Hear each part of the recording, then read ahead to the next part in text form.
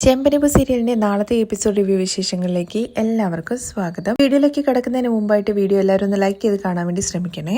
Wedding anniversary function എല്ലാം കഴിഞ്ഞു. രേവതിക്കും സച്ചിക്കും വേണ്ടിയിട്ട് നമ്മുടെ വർഷ ഒരു പുതിയ മൊബൈലൊക്കെ മേടിച്ചു കൊടുക്കുന്നുണ്ട്. അതിന്റെ കുശുമ്പിലൊക്കെ ഇരിക്കുകയാണ് നമ്മുടെ ചന്ദ്രമതി. അതിനുശേഷം പിറ്റേ ദിവസം രാവിലെയാണ് കാണിക്കുന്നത്.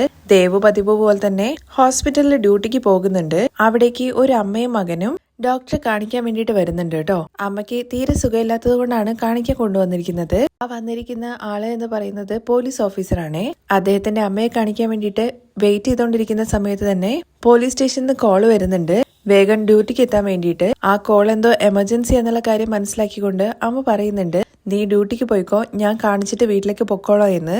വേണ്ട അമ്മേ, അമ്മയെ ഡോക്ടറെ കാണിച്ചിട്ട് വീട്ടിൽ ഇറക്കി വിട്ടതിന് ശേഷം പൊക്കോളാം എന്നുള്ള കാര്യമാണ് കേട്ടോ അവൻ പറയുന്നത്. കുറച്ച് സമയം കഴിയുമ്പോഴേക്കും ഡോക്ടർ ഉള്ളിലേക്ക് വിളിക്കുന്നുണ്ട്. പരിശോധിച്ചുകൊണ്ട് നിൽക്കുന്നതിന്റെ ഇടയ്ക്ക് ഡോക്ടറെ അടുത്ത് ഇങ്ങനെ പറയുന്നുണ്ട്, 2-3 ദിവസമായിട്ട് അമ്മയ്ക്ക് പനിയുണ്ട്, രാത്രിയിൽ അമ്മയ്ക്ക് ഉറങ്ങാനൊക്കെ ഭയങ്കര ബുദ്ധിമുട്ടുണ്ട്, ഞാൻ തന്നെ അമ്മയ്ക്ക് മെഡിസിൻ കൊടുത്തായിരുന്നു എന്നുള്ള കാര്യത്തെക്കുറിച്ച് ആ പോലീസ് ഓഫീസർ പറഞ്ഞ് കേട്ട ഉടനെ പിന്നെ ഞങ്ങളൊക്കെ എന്തിനാണ് ഇവിടെ ഇരിക്കുന്നതെന്നാണ് കേട്ടോ ഡോക്ടർ തിരിച്ചു ചോദിക്കുന്നത്. ഫീവർ തന്നെ ഒരുപാട് ടൈപ്പ് ഉണ്ട്. അതുമാത്രമല്ല മെഡിസിൻ കൊടുക്കുന്ന സമയത്ത് അവരുടെ ഏജ് എല്ലാം നമ്മൾ കൺസിഡർ ചെയ്യണം. ചില മെഡിസിൻസ് ഒന്നും ചിലവർക്ക് സ്യൂട്ട് ആവില്ല എന്നൊക്കെ ഡോക്ടർ പറയുന്നുണ്ട്. ഇത് കേൾക്കുമ്പോൾ ഡോക്ടറെ അടുത്ത് സോറി അദ്ദേഹം പറയുകയാണേ. നിങ്ങൾ അറിയാത്ത ഏതെങ്കിലും മെഡിസിൻ ഒക്കെ കൊടുത്തു കഴിഞ്ഞാൽ അവരുടെ ബോഡിയെ അത് നെഗറ്റീവായിട്ട് ബാധിക്കും എന്നുള്ള കാര്യം കൂടി പറയുന്നുണ്ട് കേട്ടോ. ഇനി താൻ അങ്ങനെ ചെയ്യില്ലെന്ന് ഡോക്ടറെ അടുത്ത് അദ്ദേഹം പറയുന്നുണ്ട്. ശരി, ഞാൻ എന്തായാലും കുറച്ച് ടെസ്റ്റുകളൊക്കെ എഴുതി തരാം. ആള് ഭയങ്കര വീക്കാണ്, അതുകൊണ്ട് ഒരു ദിവസം ഹോസ്പിറ്റലിൽ അഡ്മിറ്റ് ചെയ്യാൻ വേണ്ടിയിട്ട് ഡോക്ടർ ആവശ്യപ്പെടുന്നുണ്ട് കേട്ടോ. അഡ്മിഷന്റെ കാര്യം കേൾക്കുമ്പോഴേക്കും അദ്ദേഹം ആണെങ്കിൽ മിണ്ടാതിരിക്കുന്നുണ്ട്. അതിനിടയ്ക്ക് ദേവു എന്തോ ഫയല് ഡോക്ടറെ കൊണ്ട് സൈൻ ചെയ്യിപ്പിക്കാൻ വേണ്ടിയിട്ട് ഉള്ളിലേക്ക് കയറി വരുവാണേ. ദേവു ഡോക്ടറെ അടുത്ത് ഈ ഫയല് വായിച്ചു നോക്കിയിട്ട് സൈൻ ചെയ്യാൻ വേണ്ടിയിട്ട് പറയുന്നുണ്ട്. അതിനിടയ്ക്ക് ഡോക്ടറാണെന്നുണ്ടെങ്കിൽ നിങ്ങൾ എന്താ ആലോചിച്ചുകൊണ്ടിരിക്കുന്നത്, അഡ്മിഷൻ എഴുതട്ടെ എന്നുള്ള കാര്യം ചോദിക്കുന്നുണ്ട്. അയ്യോ, ഞാൻ ട്രാഫിക് പോലീസാണ്, എനിക്ക് ലീവ് കിട്ടില്ല, ഇപ്പൊ തന്നെ പെർമിഷൻ എടുത്തിട്ടാണ് വന്നിരിക്കുന്നത് എന്നുള്ള കാര്യം പറയുവാണ്. ഇത് കേട്ട ഡോക്ടറാണെന്നുണ്ടെങ്കിൽ നിങ്ങൾക്ക് ജോലിയാണോ അതോ നിങ്ങളുടെ അമ്മയാണോ പ്രധാനം എന്ന് ചോദിക്കുന്നുണ്ട്. മോന്റെ അവസ്ഥ മനസ്സിലാക്കിയിട്ട് അമ്മയും പറയുന്നുണ്ട് ഡോക്ടറെ അടുത്ത്, അതൊന്നും വേണ്ട, ഇന്ന് നിങ്ങൾ മെഡിസിൻ എഴുതി തന്നാൽ മതി, നാളെ ഞങ്ങൾ വീണ്ടും വന്ന് കാണിച്ചോളാം എന്ന്. പക്ഷെ ഡോക്ടറാണെന്നുണ്ടെങ്കിൽ അതുകൊണ്ടല്ല, നിങ്ങളുടെ ബോഡി ഭയങ്കര വീക്കാണ്, അതുകൊണ്ട് തന്നെ ട്രിപ്പ് ഇടണം, പിന്നെ ചില ടെസ്റ്റുകളൊക്കെ എടുക്കാനുണ്ട്. അഡ്മിഷൻ എടുത്തു കഴിഞ്ഞു കഴിഞ്ഞാല് അതെല്ലാം നല്ല രീതിയിൽ ചെയ്യാൻ വേണ്ടി പറ്റും, അതുകൊണ്ട് കൂടിയാണ് പറഞ്ഞതെന്ന് ഡോക്ടർ പറയുന്നുണ്ട്. അതിനിടയ്ക്ക് ഡോക്ടർ ആണെന്നുണ്ടെങ്കിൽ ഒരു എമർജൻസി കേസ് വരുന്ന സമയത്ത് പുറത്തോട്ട് പോകുന്നുണ്ട്. നിങ്ങൾ തീരുമാനിക്കൂ, ഞാൻ ഇപ്പൊ വരാ എന്ന് പറഞ്ഞിട്ടാണ് കേട്ടോ പോകുന്നത്. ഡോക്ടർ പോയി കഴിഞ്ഞതിന് ശേഷം ദേവു അവരുടെ അടുത്ത് പറയുന്നുണ്ട് കേട്ടോ, ഡോക്ടർ പറയുന്ന കാര്യം ശരി തന്നെയാണ്, നിങ്ങൾ അമ്മയെ ഈ കണ്ടീഷനിൽ ജോലിക്ക് പോകുന്ന സമയത്ത് വീട്ടിൽ ഒറ്റയ്ക്ക് ഇരുത്തി കഴിഞ്ഞു കഴിഞ്ഞാലും ബുദ്ധിമുട്ടല്ലേ, അതുകൊണ്ട് അഡ്മിഷൻ ചെയ്യുന്നതല്ലേ നല്ലതെന്ന് ചോദിക്കുവാണേ. അതിനിടയ്ക്ക് പോലീസ് ഓഫീസറുടെ ഫോണിലേക്ക് വീണ്ടും കോൾ വരുവാണ്. എന്നിട്ട് എന്താ വരാത്തെന്നുള്ള രീതിയിലാണ് ചോദിക്കുന്നത്. സർ, ഞാൻ ഇപ്പൊ വരാം എന്ന് പറഞ്ഞിട്ട് വേഗം കട്ട് ചെയ്യുന്നുണ്ട് കേട്ടോ ഫോണ്. മിനിസ്റ്ററിന്റെ മീറ്റിംഗ് ഉണ്ട്, ഞാനാണ് ട്രാഫിക് കൺട്രോൾ ചെയ്യേണ്ടത്, അതുകൊണ്ട് തന്നെ അവോയ്ഡ് ചെയ്യാൻ വേണ്ടി പറ്റില്ല അമ്മയെന്നൊക്കെ ഫോൺ വെച്ചതിന് ശേഷം അമ്മയുടെ അടുത്ത് ആ പോലീസ് ഓഫീസർ പറയുവാണേ. അവരുടെ കാര്യങ്ങളെല്ലാം മനസ്സിലാക്കി ദേവ് ചോദിക്കുന്നുണ്ട് കേട്ടോ, നിങ്ങൾ തൊട്ടടുത്ത ബന്ധുക്കൾ ആരും ഇവിടെ ഇല്ല എന്ന്, അവരെല്ലാം നാട്ടിലുള്ളത്, ഇവിടെ ഞങ്ങൾ മാത്രമേ ഉള്ളൂ എന്നുള്ള കാര്യമാണ് അദ്ദേഹം പറയുന്നത്. എന്തായാലും ഒരു കാര്യം ചെയ്യാം, ഡോക്ടറെ അടുത്ത് ഞങ്ങൾ കാര്യം പറഞ്ഞിട്ട് വീട്ടിലേക്ക് പൊക്കോളാം എന്നുള്ള കാര്യം തന്നെയാണ് കേട്ടോ പോലീസ് ഓഫീസർ പറയുന്നത്. അങ്ങനെയാണെങ്കിൽ ഞാൻ നിങ്ങളുടെ അമ്മയെ നോക്കിക്കോളാം, വൈകിട്ട് 6 മണി വരെയാണ് ഡ്യൂട്ടി, അതിനുശേഷം നിങ്ങൾ വരുന്നത് വരെ ഞാൻ ഇവിടെ നിന്നോളാം എന്ന് ദേവു പറയുന്നുണ്ട്. നിങ്ങൾക്ക് അത് ബുദ്ധിമുട്ടാവില്ലേ എന്നൊക്കെ ചോദിക്കുമ്പോൾ എനിക്കൊരു ബുദ്ധിമുട്ടുമില്ല, അമ്മയുടെ കണ്ടീഷൻ കുറച്ച് മോശമാണെന്നുള്ള കാര്യമല്ലേ ഡോക്ടർ പറഞ്ഞത്, അതുകൊണ്ട് ഞാൻ നോക്കിക്കോളാം ദേവു പറയാണ്. ദേവുവിന്റെ വാക്കുകളെല്ലാം കേൾക്കുമ്പോൾ ആ അമ്മയാണെന്നുണ്ടെങ്കിൽ കേട്ടില്ലേ അവള് പറയുന്നത്, നിനക്ക് സ്റ്റേഷനിലേക്ക് പോയിട്ടില്ലെങ്കിൽ ചീത്ത കേൾക്കേണ്ടി വരില്ലേ, അതുകൊണ്ട് നീ പൊക്കോ, എന്താണെന്നുണ്ടെങ്കിലും ഞാൻ നിന്നെ വിളിച്ച് ഇൻഫോം ചെയ്തോളാം എന്ന് അമ്മ പറയാണ്. നന്ദിയൊക്കെ പറയുന്നുണ്ട്, ഞാനതിന് ഹെൽപ്പൊന്നും ചെയ്തില്ലല്ലോ, ഹെൽപ്പ് ചെയ്യാന്നുള്ള കാര്യം പറഞ്ഞല്ലോ, അതുകൊണ്ട് നന്ദി പറഞ്ഞതാണ്. അതിനുശേഷം ATM കാർഡ് എടുത്ത് കൊടുക്കുന്നുണ്ട്, പിന്നും പറഞ്ഞു കൊടുക്കുവാണ്. എന്താവശ്യം ഉണ്ടെന്നുണ്ടെങ്കിലും ഇതൊന്ന് സ്വൈപ്പ് ചെയ്തോളാൻ വേണ്ടി പറയുന്നുണ്ട്. അതിന്റെ ആവശ്യമൊന്നുമില്ല, ഇത് ഞാൻ വർക്ക് ചെയ്യുന്ന ഹോസ്പിറ്റലാണ്, എന്തെങ്കിലും ബില്ല് അടയ്ക്കാനുണ്ടെങ്കിൽ ഞാൻ നോക്കിക്കോളാം, പിന്നെ അത്യാവശ്യമാണെന്നുണ്ടെങ്കിൽ നിങ്ങളടുത്ത് വന്നിട്ട് പേ ചെയ്യാനുള്ള കാര്യങ്ങളെല്ലാം ഞാൻ ചെയ്തോളാം എന്ന് പറയുന്നുണ്ട് കേട്ടോ. അങ്ങനെ മുറിയിൽ നിന്ന് പോലീസ് ഓഫീസറും അതുപോലെ തന്നെ ദേവും പുറത്തേക്ക് ഇറങ്ങുമ്പോഴേക്കും ഡോക്ടർ അങ്ങോട്ടേക്ക് എത്തുന്നുണ്ട്. എന്ത് തീരുമാനം എടുത്തതെന്നുള്ള കാര്യം ചോദിക്കുമ്പോൾ അഡ്മിഷൻ ചെയ്യാം എന്നുള്ള കാര്യം പോലീസ് ഓഫീസർ പറയാണ്. ഗുഡ്, നഴ്സസിന്റെ അടുത്താണെന്നുണ്ടെങ്കിൽ പറഞ്ഞിരിക്കുന്ന ടെസ്റ്റ് എല്ലാം ചെയ്യിപ്പിക്കാൻ വേണ്ടി പറഞ്ഞുകൊണ്ട് ഡോക്ടർ ഉള്ളിലേക്ക് കയറി പോവുകയാണേ. അമ്മയെ വീൽ ചെയറിലൊക്കെ ഇരുത്തിയിട്ട് ഞാൻ നോക്കിക്കൊള്ളാം എന്ന് ദേവ് പറയുന്നുണ്ട്. ദേവുവിന്റെ അടുത്ത് പേരൊക്കെ ചോദിക്കാൻ കേട്ടോ അമ്മ. അതിനുശേഷം പോലീസ് ഓഫീസറുടെ അടുത്ത് അമ്മ പറയുന്നുണ്ട് ഇനി എന്റെ കാര്യങ്ങൾ ദേവു നോക്കിക്കോളൂന്ന്. ശരിയെന്ന് പറഞ്ഞിട്ട് അവൻ അവിടുന്ന് പോവുകയാണ്. അതിനുശേഷം നഴ്സിനെ ഏൽപ്പിക്കുകയാണ് അമ്മയെ ടെസ്റ്റും കാര്യങ്ങളൊക്കെ എടുത്ത് കൊണ്ടുവരാൻ വേണ്ടിയിട്ട്. ദേവു ഇപ്പൊ വരാ എന്ന് പറഞ്ഞിട്ട് അവിടുന്ന് ഓഫീസിന് അങ്ങോട്ട് പോകുന്നുണ്ട്. ശരിയാണെന്നുണ്ടെങ്കിൽ മീരയും കൂട്ടിയിട്ട് ആന്റണിയെ കാണാൻ വേണ്ടിയിട്ട് പോകുന്നുണ്ട് കേട്ടോ. ആന്റണിയുടെ അടുത്ത് സച്ചി ആ വീഡിയോ റിലീസ് ചെയ്തത് ആരാന്നുള്ള കാര്യത്തെക്കുറിച്ച് ഇപ്പോഴും തേടുന്നുണ്ട് എന്നുള്ളതിനെ ഇൻഫോം ചെയ്യാൻ വേണ്ടിയിട്ടാണ് പോയത്. സച്ചി സാധാരണക്കാരനല്ല എന്നും അവനൊരു കാര്യത്തിന് ഇറങ്ങി തിരിച്ചു കഴിഞ്ഞു കഴിഞ്ഞാൽ ഉറപ്പായിട്ടും അത് ആരാണെന്നുള്ള കാര്യം കണ്ടെത്തുന്നുള്ള ഭയമുള്ളത് കൊണ്ടാണ് ആന്റണിയുടെ അടുത്ത് പോയിട്ട് കാര്യങ്ങളെല്ലാം പറഞ്ഞ് തന്നെ ഇതിനകത്ത് കുരുക്കരുത് എന്നുള്ള മട്ടിലൊക്കെ സംസാരിക്കുന്നുണ്ട് കേട്ടോ. ആന്റണി ആണെന്നുണ്ടെങ്കിൽ അവൻ ഓൾറെഡി അറിയുന്നുണ്ടാകും ഞാനാണ് ഈ വീഡിയോ അയച്ചത്. അവൻ എന്തായാലും സംശയം ഉണ്ടാകും ഞാൻ തന്നെയാണ് ഈ വീഡിയോ റിലീസ് ചെയ്തിട്ടുണ്ടാവുക എന്നുള്ള കാര്യം. അതുകൊണ്ട് അതിനെക്കുറിച്ച് നീ ഓർത്ത് ടെൻഷൻ അടിക്കണ്ട, ആ കാര്യങ്ങളൊക്കെ താൻ നോക്കിക്കോളാം എന്ന് പറയുകയാണേ. അങ്ങനെ അവരുടെ കൂട്ടത്തിലുള്ള ഒരാളാണെന്നുണ്ടെങ്കിൽ ശരത്ത് ഈ കാര്യത്തെ കുറിച്ചിട്ട് അവന്റെ അടുത്ത് വന്ന് ചോദിച്ച കാര്യത്തെ കുറിച്ച് പറയുന്നുണ്ട്. ഇപ്പൊ മനസ്സിലായില്ല ആന്റണി, സച്ചി എന്തായാലും വെറുതെ ഇരിക്കില്ല എന്നുള്ള കാര്യം മനസ്സിലായില്ലേ. ഉടനെ തന്നെ ആരാണ് ഇതിന്റെ പിന്നിൽ എന്നുള്ള കാര്യം കണ്ടെത്താൻ വേണ്ടി ശ്രമിക്കും. എന്റെ മേൽ അവൻ എന്തായാലും ഒരു ഡൗട്ട് ഉണ്ടാവും, കാരണം നമ്മൾ തമ്മിൽ എന്തൊക്കെ ഇടപാടുകളുണ്ട് എന്നുള്ള കാര്യം അവൻ മനസ്സിലാക്കിയിട്ടുണ്ട്. അതുകൊണ്ട് ഒരു കാരണവശാലും ഞാനാണ് ഈ ഫോൺ എടുത്ത് നിനക്ക് എന്നുള്ള കാര്യത്തെക്കുറിച്ച് ഒരിക്കലും സച്ചി അറിയാൻ വേണ്ടി പാടില്ല എന്നൊക്കെ ശ്രുതി പറയുന്നുണ്ട് കേട്ടോ. ഒരിക്കലും ശ്രുതി ടെൻഷൻ അടിക്കേണ്ട കാര്യമില്ല. ഇനി ഞാനാണെന്നുള്ള കാര്യം അവൻ അറിഞ്ഞാലും ഒരിക്കലും നിനക്ക് ഇതിനകത്ത് പങ്കുണ്ട് എന്നുള്ള കാര്യത്തെക്കുറിച്ച് ഞാൻ പറയില്ല എന്ന് ശ്രുതിക്ക് ആന്റണി വാക്ക് കൊടുക്കുന്നുണ്ട് കേട്ടോ. അത് മാത്രമല്ല ആന്റണിയുടെ അടുത്ത് ജോലിക്ക് നിന്നത് ശരത്തായിരുന്നല്ലോ. ശരത്ത് നല്ല രീതിയിൽ കണക്കും കാര്യങ്ങളൊക്കെ നോക്കിക്കൊണ്ടിരുന്നതാണല്ലോ. ശരത്ത് പോയി കഴിഞ്ഞതിന് ശേഷം പിന്നെ വേറൊരാളെ കിട്ടിയില്ല എന്നുള്ള കാര്യത്തെക്കുറിച്ച് പറയാണ്. അത് മാത്രമല്ല മീരയുടെ അടുത്ത് കണക്ക് നോക്കാൻ വേണ്ടിയിട്ട് ആന്റണിയുടെ കൂടെ ജോലിക്ക് ചേരാനും കൂടി പറയുന്നുണ്ട് കേട്ടോ. മീരയ്ക്കാണെങ്കിൽ ഭയങ്കരമായിട്ട് കലിപ്പാവുന്നുണ്ട്.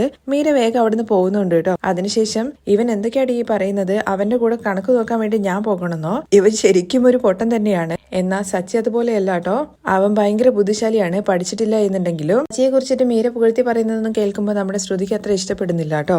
എന്തൊക്കെയാണെന്നുണ്ടെങ്കിലും സത്യം അത് ആക്സെപ്റ്റ് ചെയ്തല്ലേ പറ്റുള്ളൂ എന്നുള്ള കാര്യമാണ് മീര അവന്റെ അടുത്ത് ചോദിക്കുന്നത്. അതിനുശേഷം ട്രാഫിക് പോലീസും അതുപോലെ തന്നെ സച്ചിയുമായിട്ട് ചെറിയ പ്രശ്നമൊക്കെ ഉണ്ടാകുന്നുണ്ട് കേട്ടോ.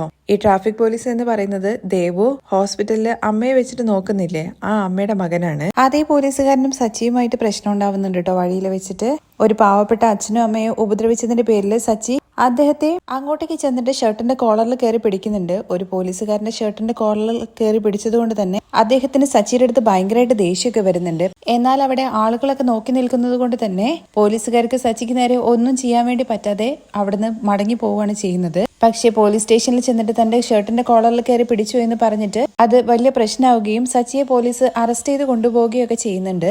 എന്നാൽ അവിടെ ചെന്നിട്ട് കാര്യങ്ങളെല്ലാം പോലീസുകാരന്റെ അടുത്ത് എന്ന് വെച്ചാൽ ഇൻസ്പെക്ടർ അടുത്ത് കാര്യങ്ങളെല്ലാം പറയുന്ന സമയത്ത് സച്ചിയുടെ ഭാഗത്തല്ല തെറ്റ് എന്നും പോലീസുകാരന്റെ ഭാഗത്ത് തെറ്റായതുകൊണ്ട് തന്നെ സച്ചിയെ അവിടുന്ന് വെറുതെ വിടുന്നുണ്ട്. ആ ദേഷ്യമൊക്കെ അവന്റെ മനസ്സിലുണ്ട്. ഇയാളും അതുപോലെ തന്നെ നമ്മുടെ ദേവുമായിട്ട് സ്നേഹത്തിലാവാൻ വേണ്ടി പോവുകയും സച്ചിയുമായിട്ട് ഉടക്കി നിൽക്കുന്ന ആളായതുകൊണ്ട് അദ്ദേഹം അത്ര നല്ല ആളല്ല എന്നൊക്കെ പറഞ്ഞിട്ട് ദേവുവിനെ ഈ കല്യാണത്തിൽ നിന്ന് പിന്തിരിപ്പിക്കാനൊക്കെ വേണ്ടി ശ്രമിക്കുന്നൊക്കെയുണ്ട്. ഇനി നമ്മുടെ രേവതിയാണെന്നുണ്ടെങ്കിൽ ശ്രീകാന്തിന്റെയും വർഷയുടെയും കല്യാണം നടത്തി കൊടുത്തതുപോലെ തന്നെ ദേവുവിന്റെയും അതേപോലെ തന്നെ ഇദ്ദേഹത്തിന്റെയും കല്യാണമൊക്കെ നടത്തി കൊടുക്കാൻ വേണ്ടി പോവാണ്. അതറിഞ്ഞ് സച്ചിയും അതുപോലെ രേവതിയുമായിട്ട് ഇനിയും വഴക്കാവുന്ന രീതിയിലുള്ള സീനുകളൊക്കെയാണ് കേട്ടോ വരാൻ വേണ്ടിയിട്ട് പോകുന്നത്. അതിനുശേഷം രേവതി നമ്മുടെ അമ്മയുടെ കടയിലേക്ക് ചെല്ലുന്നുണ്ട്. അമ്മ പൂക്കൾ വേണമെന്ന് പറഞ്ഞിട്ട് അത് കൊണ്ടുകൊടുക്കാൻ വേണ്ടിയിട്ടാണ് രേവതി അമ്പലത്തിന്റെ അങ്ങോട്ടേക്ക് എത്തുന്നത്. അവിടെ വെച്ചിട്ട് സച്ചിയും അതുപോലെ രേവതിയും ഇപ്പോഴും ശരത്തിന്റെ ആ വീഡിയോ പുറത്തു വിട്ടത് ആരാണെന്നുള്ള കാര്യത്തെക്കുറിച്ച് അന്വേഷിക്കുന്നുണ്ടെന്നുള്ള കാര്യം മനസ്സിലാവുന്നുണ്ട് ലക്ഷ്മിക്ക്. അതിനെക്കുറിച്ചിട്ട് രേവതിയുടെ അടുത്ത് ചോദിക്കുകയും ചെയ്യുവാണ്. അത് അതുപോലെ തന്നെ വിട്ടുകളയാൻ വേണ്ടിയിട്ടൊക്കെയാണ് ലക്ഷ്മി പറയുന്നത്. പക്ഷേ അതെങ്ങനെയാണ് അങ്ങനെ വിട്ടുകളയുന്നത്? ശരത്തിനെ മനഃപൂർവ്വം പഴി വാങ്ങണമെന്ന് വിചാരിച്ചിട്ട് ആരോ ചെയ്തതല്ലേ എന്നൊക്കെ ദേവും ചോദിക്കുന്നുണ്ട് കേട്ടോ. എന്തായാലും സച്ചേട്ടൻ അത് കണ്ടുപിടിക്കാതെ വിട്ടുകളയില്ല എന്നുള്ള രീതി തന്നെയാണ് നമ്മുടെ രേവതിയും സംസാരിക്കുന്നത്. അവരുടെ സംസാരത്തിനിടയിൽ ദേവുവിനാണെന്നുണ്ടെങ്കിൽ പെട്ടെന്ന് പോണോ എന്ന് പറഞ്ഞിട്ട് അവിടെ നിന്ന് ഇറങ്ങുന്നുണ്ട്. നിനക്കിന്ന് ആഫ്റ്റർനൂൺ ഡ്യൂട്ടി എന്നല്ലേ പറഞ്ഞത്, എന്നിട്ട് നീ ഇതിനെ രാവിലെ തന്നെ പോകുന്നതെന്ന് ചോദിക്കുവാണേ. അമ്മയെ ഹോസ്പിറ്റലിൽ അഡ്മിറ്റ് ചെയ്തിട്ടുണ്ട്, അവരെ ഞാനാണ് നോക്കുന്നതെന്ന് പറയാണേ. ഇത് കേട്ട ഉടനെ തന്നെ ലക്ഷ്മിയാണെന്നുണ്ടെങ്കിൽ നീ അവിടെ അക്കൗണ്ട്സ് ജോലിക്കല്ലേ പോകുന്നത്, അല്ലാതെ നഴ്സിംഗ് ജോലിക്ക് അല്ലല്ലോ എന്നുള്ള കാര്യം ചോദിക്കുന്നുണ്ട് കേട്ടോ. അല്ല അമ്മേ, ഒരു മകനും അമ്മയും കൂടി ചേർന്നിട്ട് ഹോസ്പിറ്റലിൽ ഡോക്ടറെ കാണിക്കാൻ വേണ്ടി വന്നിട്ടുണ്ടായിരുന്നു. അവരുടെ അമ്മയ്ക്ക് തീരെ സുഖമില്ലാത്തത് കൊണ്ട് തന്നെ ഹോസ്പിറ്റലിൽ അഡ്മിറ്റ് ആക്കാൻ വേണ്ടിയിട്ട് പറഞ്ഞു. എന്നാൽ അവരുടെ മകനാണെങ്കിൽ പോലീസ് ഉദ്യോഗസ്ഥനാണ്. അദ്ദേഹത്തിന് ലീവ് കിട്ടാത്തത് കൊണ്ട് അമ്മയെ നോക്കാൻ വേണ്ടിയിട്ട് ആരുമില്ല എന്നുള്ളൊരു സങ്കടത്തിൽ നിൽക്കുന്ന സമയത്ത് ഞാനാണ് അവരുടെ അടുത്ത് അമ്മയെ നോക്കിക്കോളാം എന്നുള്ള കാര്യത്തെക്കുറിച്ച് പറഞ്ഞത്. ദേവു ഇങ്ങനൊരു ഹെൽപ്പാണ് ചെയ്യുന്നതെന്നുള്ള കാര്യം കേൾക്കുമ്പോൾ നമ്മുടെ ലക്ഷ്മിക്കും ഭയങ്കരമായിട്ട് സന്തോഷമാവുന്നുണ്ട് കേട്ടോ. ഇന്ന് ആ അമ്മയ്ക്ക് ഒരുപാട് ടെസ്റ്റും കാര്യങ്ങളൊക്കെ എടുക്കാനുണ്ട്. അവർ ഒറ്റയ്ക്കേ ഉണ്ടാവുള്ളൂ. അതുകൊണ്ട് അവരുടെ കൂടെ നിൽക്കാൻ വേണ്ടിയിട്ടാണ് അമ്മ ഞാൻ പോകുന്നതെന്നുള്ള കാര്യം കേട്ട ഉടനെ നമ്മുടെ രേവതി പറയുന്നുണ്ട്, ആരാണ് എന്താണെന്നുള്ള കാര്യമൊന്നും അറിയാതെയല്ലേ നീ അവരെ സഹായിക്കാൻ വേണ്ടിയിട്ട് പോകുന്നത്. എന്തായാലും നിനക്ക് നമ്മുടെ അച്ഛന്റെ അതേ ഗുണമാണ് കിട്ടിയിരിക്കുന്നതെന്ന് പറയാണ്. ദയവ് ചെയ്യുന്നത് വലിയൊരു കാര്യമാണെന്നുള്ള രീതിയിലൊക്കെയാണ് കേട്ടോ രേവതി സംസാരിക്കുന്നത്. അതുപോലെ തന്നെ ലക്ഷ്മിയും പറയുന്നുണ്ട്, നിങ്ങളുടെയൊക്കെ അച്ഛനും ഇതുപോലെ തന്നെയായിരുന്നു. ആർക്കെങ്കിലും ഒരു സഹായം എന്നുള്ള കാര്യം കേട്ട് കഴിഞ്ഞു കഴിഞ്ഞാൽ സ്വന്തം ജോലി വരെ ഒഴിവാക്കിയിട്ട് അതിന്റെ പുറകെ പോകും. അങ്ങനെ ദൈവ പോവാന്ന് പറഞ്ഞ് ഇറങ്ങുന്ന സമയത്ത് രേവതി അവിടെ കൊണ്ടുവിടണോ എന്നൊക്കെ ചോദിക്കുന്നുണ്ട്. അതൊന്നും വേണ്ട ചേച്ചി, ഞാനൊരു ഓട്ടോ പിടിച്ച് പോയിക്കോളാം എന്ന് പറഞ്ഞിട്ട് ദൈവം അവിടെ നിന്ന് പോവാണ്. അതിനുശേഷം ലക്ഷ്മിയാണെന്നുണ്ടെങ്കിൽ അവള് പഠിപ്പൊക്കെ കഴിഞ്ഞ് ഇപ്പൊ ജോലിക്ക് പോകാൻ വേണ്ടി തുടങ്ങി. ഇനി അവൾക്ക് ഒരു പയ്യനെ നോക്കണമെന്ന് പറയാണ്. നമുക്ക് അറിയുന്നവരുടെ അടുത്തൊക്കെ അമ്മയെ പറഞ്ഞു വെക്കാം എന്തായാലും. പിന്നെ അവൾക്കാണെന്നുണ്ടെങ്കിൽ നല്ലൊരു പയ്യനെ തന്നെ കിട്ടും, അവളുടെ സ്വഭാവ ഗുണത്തിന് നല്ലൊരാളെ തന്നെ കിട്ടും എന്നൊക്കെ രേവതി ഭയങ്കര സന്തോഷത്തിൽ ഇങ്ങനെ പറയുവാണേ. കുറച്ചു സമയം കഴിയുമ്പോഴേക്കും ശരത്ത് അങ്ങോട്ടേക്ക് വരുന്നുണ്ട് കേട്ടോ. വന്ന ഉടനെ തന്നെ രേവതിയെ കാണുവാണ്. ചേച്ചിയെ ഞാൻ കാണണമെന്ന് വിചാരിച്ചിരിക്കുകയായിരുന്നു എന്നുള്ള കാര്യം പറയുന്നുണ്ട്. എന്താണ് കാര്യം, എന്തെങ്കിലും പ്രശ്നം ഉണ്ടോന്നാണ് കേട്ടോ രേവതി ആദ്യം തന്നെ ചോദിക്കുന്നത്. ചേച്ചി പ്രശ്നമൊന്നുമല്ല, ചേച്ചിക്ക് വലിയൊരു ഓർഡർ വന്നിട്ടുണ്ട്. ശരത്തെ നീ പ്രൊഫസറെ കാണാൻ വേണ്ടിയിട്ട് പോവാന്നുള്ള കാര്യമല്ലേ പറഞ്ഞത്, എന്നിട്ട് നീ എന്താണ് ഓർഡറിനെ കുറിച്ചൊക്കെ സംസാരിക്കുന്നതെന്ന് ലക്ഷ്മി ചോദിക്കുന്നുണ്ട് കേട്ടോ. അമ്മേ, പ്രൊഫസറാണ് എനിക്ക് ഓർഡർ തന്നെ തന്നത്. എന്റെ കോളേജിലെ പ്രൊഫസറുടെ വീട്ടില് ഒരു ഫംഗ്ഷൻ നടക്കാൻ വേണ്ടിയിട്ട് പോവാണ്. നമ്മുടെ വീട്ടിലെ കാര്യങ്ങളെ കുറിച്ച് സംസാരിക്കുന്ന സമയത്ത് ചേച്ചി ഡെക്കറേഷൻ കാര്യങ്ങളൊക്കെ ചെയ്യുന്നതിനെ കുറിച്ച് അദ്ദേഹത്തിനടുത്ത് ഞാൻ സൂചിപ്പിച്ചിട്ടുണ്ടായിരുന്നു. കല്യാണത്തിന്റെ കാര്യം വന്നപ്പോ എന്നെ വിളിച്ചിട്ട് ചേച്ചിക്ക് ഈ ഓർഡർ തരാന്നുള്ള കാര്യത്തെ കുറിച്ച് പറഞ്ഞു. ചേച്ചി ഇത് വലിയൊരു ഓർഡറാണ്. ഇതിനു മുമ്പ് ചേച്ചിക്ക് ചെറിയ ചെറിയ ഓർഡർ അല്ലേ കിട്ടിയിട്ടുണ്ടായിരുന്നു. അതെ, ചെറിയ ചെറിയ വർക്കുകൾ മാത്രമേ തന്നിട്ടുണ്ടായിരുന്നുള്ളൂ. എന്നാ ചേച്ചി ഇത് അതുപോലെയല്ല കേട്ടോ, വലിയൊരു ഓർഡറാണ്. ഇതിലുള്ള എല്ലാ കാര്യങ്ങളും ചേച്ചി തന്നെയാണ് ചെയ്യേണ്ടത്.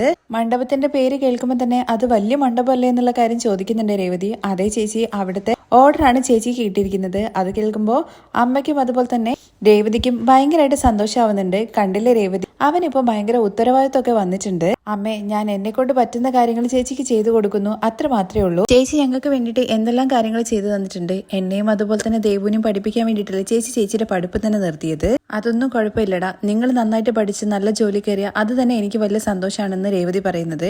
ചേച്ചി, ഞാൻ ചേച്ചിയുമായിട്ട് സംസാരിച്ചിട്ട് പ്രൊഫസറെ വിളിക്കുക എന്നുള്ള കാര്യം പറഞ്ഞിട്ടുണ്ടായിരുന്നു. ചേച്ചിക്ക് ഓക്കെ അല്ലെന്ന് ചോദിക്കുമ്പോൾ ഇത്രയും വലിയൊരു ഓർഡർ കിട്ടിക്കഴിഞ്ഞു കഴിഞ്ഞാൽ ആരാടാ ഓക്കെ അല്ലെന്ന് പറയുന്നത്. ഞാൻ ഇത് ചെയ്യാന്ന് രേവതി അങ്ങ് സമ്മതം മൂളുവാണ് കേട്ടോ. ഞാൻ പ്രൊഫസറെ വിളിക്കുക എന്ന് പറഞ്ഞിട്ട് ഫോൺ എടുത്തിട്ട് പ്രൊഫസറെ വിളിക്കുകയും രേവതിയെ കൊണ്ട് സംസാരിപ്പിക്കുന്നുണ്ട്. ഏകദേശം 4.5 ലക്ഷത്തോളം രൂപ ചെലവുള്ള വലിയൊരു ഫംഗ്ഷന്റെ ഓർഡറാണ് കേട്ടോ രേവതിക്ക് വേണ്ടിയിട്ട് ശരത്ത് പിടിച്ചു കൊടുക്കുന്നത്. ഫോണിൽ സംസാരിച്ചതിന് ശേഷം ആ ഓർഡർ കിട്ടിയ സന്തോഷത്തില് രേവതി താങ്ക്സ് ഒക്കെ പറയുന്നുണ്ട് ശരത്തിന്റെ അടുത്ത്. ഞാൻ അദ്ദേഹത്തിന്റെ അടുത്ത് ഒരു വില പറഞ്ഞപ്പോ അദ്ദേഹം മറുത്ത് ഒന്നും പറഞ്ഞില്ല. ഒരുപാട് നന്ദി ഉണ്ടെന്നൊക്കെ വീണ്ടും ശരത്തിന്റെ അടുത്ത് പറഞ്ഞത് കേൾക്കുമ്പോൾ ചേച്ചി എന്തിനാ ഇതിനൊക്കെ താങ്ക്സ് പറയുന്നത്. അല്ലടാ, എനിക്ക് ആദ്യമായിട്ടാണ് ഇത്രയും വലിയൊരു ഓർഡർ കിട്ടുന്നത്. ഇതിനെ കുറിച്ചിട്ട് സച്ചിയേട്ടൻ അറിഞ്ഞു കഴിഞ്ഞു കഴിഞ്ഞാൽ ഒരുപാട് സന്തോഷം. മണ്ഡപത്തിലോട്ട് വരാൻ വേണ്ടി പറഞ്ഞിട്ടുണ്ട്. പോയിട്ട് അഡ്വാൻസ് മേടിച്ചിട്ട് വരാ എന്ന് പറഞ്ഞിട്ടാണ് രേവതി അവിടെ നിന്ന് ഇറങ്ങുന്നത്.